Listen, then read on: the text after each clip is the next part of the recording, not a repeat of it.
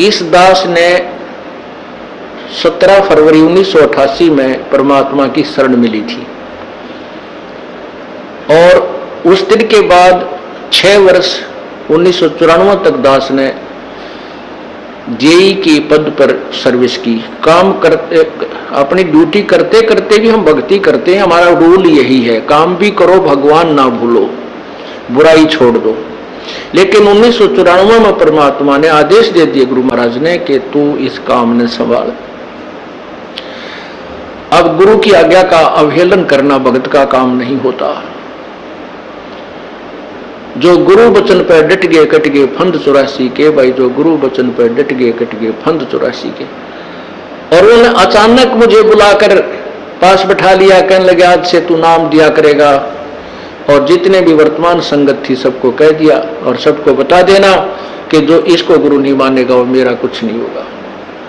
मेरे पसीने आ गए कि मैं तो 2 कौड़ी का जीव, एक मजदूर आदमी, और परमात्मा ये इतना बड़ी जो है ना, इतना बड़ा जिम्मेवारी का काम। और उनके पुराने पुराने भक्त निरे थे, लाल कपड़े पहन कर बाबा जी भी बन रहे थे, उनके साथ रहा करते।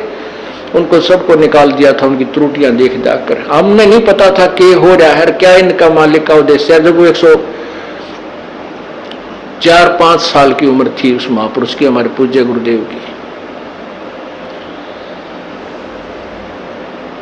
और कहा मैं तेरे साथ रहूंगा। और तीसरा शब्द एक दिन कहा था कि रामपाल तेरे सब बराबर संसार में संत नहीं होगा, पूरे विश्व में तेरे बराबर संत नहीं होगा। अब इस दास का और संत का के मेल था। हम तो भगत थे, दास थे, भगवान की भक्ति करते थे, अपनी नौकरी भी करते थे, बच्चे भी पालते थे। अब कहते हैं साध वचन पलटे नहीं, चाहे पलट जावे ब्रह्मंड। उनका वचन नहीं पलट सकता, उन्हें जो कह दिया सो कह दिया। तो वही ये फल गया। नहीं हमारी तो घर के ना सुने थे, शुरू में अकेला नाम ले रहा था। बालक भी तो बालक छोटे थे, वो तो घर जैसे कहूँ था मान जाते, उनकी माँ नहीं माने, फिर मेरे माता पिता नहीं माने। अगले भाई पुरानी लाग कुकुर छोड़ना, बड़े साके में पाया। फिर परमात्मा से अर्ज करी, धीरे धीरे वो समझन लागे। ना सुनते तो भी बोले जानता बावड़े की तरह। तो धीरे तो कान न कैसे बंद करेंगे वहां बैठे हुए। तो ये ऐसा निर्मल ज्ञान है, एक बार अंदर गा सुबह कैसी सरंजा जानते काम करेगी दवाई। तो धीरे धीरे कान के माध्यम से ये दवाई भेजी जाती है। और आज देख लो रंग ला दिया परमात्मा ने। उस परम पिता पूज्य गुरुदेव जी की शब्द शक्ति से सब काम चल रहा है और कबीर परमेश्वर हमारे सिर पर रहते। तो परमात्मा उस दिन के बाद सन 1995 में इतने 21 साल के बाद इतने पाठ हम घर घर पाठ किया करते थे। 3 दिन पाठ करते थे और 1 दिन पहले जाना पड़ता था। ये दास सुन सेवा करता था, घर घर जाके उनके सब जहां हमने पाठ करने का स्थान देखना होता था उसकी सफाई करते थे। कईयों का देख कर कमरा होता बड़ा सा, उसी में पाठ भी करना, उसी में खाना भी बनाना, उसी में खाना भी उसी में, सोना भी उसी में। तो उस ढंग से अपनी सेटिंग कर लेते हम, इतनी जगह हम पाठ कर लेंगे। तो मेरा जाना अति आवश्यक था उस समय, क्योंकि ये स्टार्ट था भक्ति का और स्टार्ट था इस 500 यज्ञ करने का। किसी को नहीं मालूम था, बच्चे थे सहयोग देने लगे। और धीरे धीरे फिर वो क्या हुआ कि इतने पाठ हो गए कि मुझे नौकरी, पहले तो क्या करता था, शुक्रवार को पाठ प्रारंभ किया। शुक्र ड्यूटी करके सामने चले जाते बृहस्पतिवार को, शुक्रवार को रात में तैयारी करते, शुक्रवार को शनिवार को अब पाठ प्रारंभ करके अपनी नौकरी पर चला जाता। फिर शाम में आ लेता, शनिवार इतवार की छुट्टी हो जाती, काम चल रहा था। वो हफ्ते हुए, फिर होने लगे डेली। अब अफसर भी दुखी और मैं भी दुखी। तो फिर उस दिन रिजाइन कर दिया परमात्मा के नाम पर। 18 साल की नौकरी होगी थी मेरी। हालांकि कुछ और भी हमारे साथी कह रहे थे भाई अभी 2 साल और डट जाओ आपकी पेंशन बन जाएगी। वाह भैया पेंशन तो करा कितनी बार होगी। जो पेंशन ई बनेगी ना, या कद्दे नहीं बनी थी, या असंख्य जन्मों की पेंशन बन जाएगी। तो वो तो इस बात को नहीं समझे थे, उन्हें तो मुझे मूर्ख ही समझा। और दास की सौभाग्य था कि मुझे नौकरी या मजदूरी मिल गई भगवान की। और उसकी पुण्यात्माओं को दलदल से निकालने की। कहते आत्म प्राण उद्धार ही ऐसा धर्म नहीं, और धर्म तो और भी है, दान करते हैं, भूखों को भोजन देते हैं, ऐसा है कि सहाय करते हैं, लेकिन जो आत्म प्राण उद्धारी ऐसा धर्म नहीं। और धर्म तो ये भी है जो गौशाला बना रखी है, धर्म वो भी है जो चिड़िया ऊपर चुग्गा डाल देते हो पशु पक्षियों को, वो भी विकलांगों के जो ऑपरेशन वगैरह कराए जा रहे हैं वो भी धर्म है, अनाथ आश्रम है वो भी धर्म है। लेकिन जो आज गौ हैं उनकी सेवा कर रहे हैं, अच्छी है। कोई भी प्राणी है, चाहे भैंस है, पशु है, कोई किसी प्रकार का, सबकी सेवा हमने इसी दृष्टिकोण से करनी चाहिए, क्योंकि सब में एक जैसा जीव, वो भी धर्म है। लेकिन अब तो वो आज वो गाय है, आज कोई भैंस है, और जन्म होने के बाद फिर वो सूअर की जूनी में जा सकती है, उस बीमारी तो कौन छुटाएगा उसको।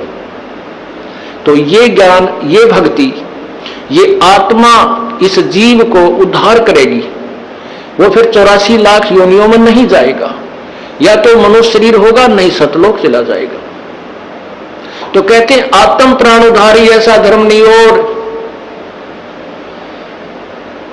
तो इस दास को ये आत्म प्राण यानी जीव आत्मा के उद्धार की मजदूरी मिल गई, और सहर्ष शुक्र मनाता हूं प्रभु, आपने कैसे दया करी इस 2 कौड़ी के जीव पर।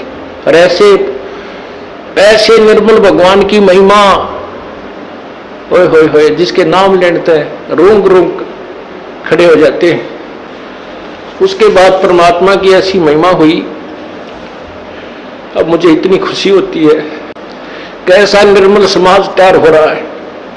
बीड़ी, शराब, मांस, तंबाकू, उसको देखकर भी राजी नहीं है। अब ये पुण्यात्मा दोनों हाथों दान करते हैं, और हम पहले लूटन पर लगे रहा करते थे, पाप बढ़ाते थे, ये माया साथ नहीं जानी थी कि इतना नरक इकट्ठा कर रहे थे।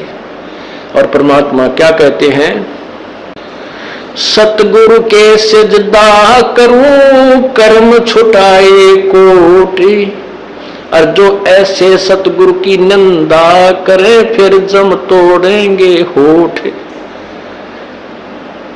अब जी जो लोग बिना देखे सोचे समझे और भक्तों की, संतों की बुराई करते हैं, अब क्या बताते हैं कि सतगुरु के सिजदा करो जिसने कर्म छुटाए कोट, करोड़ों पाप कर्मों से हटाकर और पुण्य कर्मों पर लगा दिया। कितने पाप कर्म बचा दिए हमारे। और जैसे ऐसे सतगुरु की जो निंदा करते हैं, कहते हैं उनके जम तोड़ेंगे होठ, यम के दूत उनके ऐसे लठ मारेंगे, चाहे कितने लागो, मुंह पे, होठा पे। होठ इसलिए कहा कि इस पर ज्यादा दर्द होया करे, सोई भी बुढ़ी आया करे। तो कहते हैं वो जम तोड़ेंगे होठ जो बकवाद किया करते थे, संतों की निंदा करते थे। नित्यानंद जी महाराज ने यहां तक कहा है, भाई तू ना मानता ना, ठीक है अपना और काम कर ले और कुछ कह सुन ले, पर संत की निंदा मत करिए, ये तेरे लिए बहुत जबरदस्त पाप बन जाएगा। लेकिन जो इस मार्ग से परिचित नहीं, वो नादान बच्चे आग में हाथ दे देते, बिजली के तार को छू लेते, और ज्ञान होता सत्संग से, और सत्संग में ये काल नहीं आने देता। तो उस दिन के बाद परमात्मा की ऐसी रजा हुई कि बाग लाग गया भगवान का। और यही प्रार्थना करता रहा, परमात्मा तेरे बच्चे तुझे समझे पहचाने, दास को ये नौकरी दी है, इसमें सफल भी आप ही करोगे। इन लोगों ने तो आपको भी नहीं बख्शा था, जब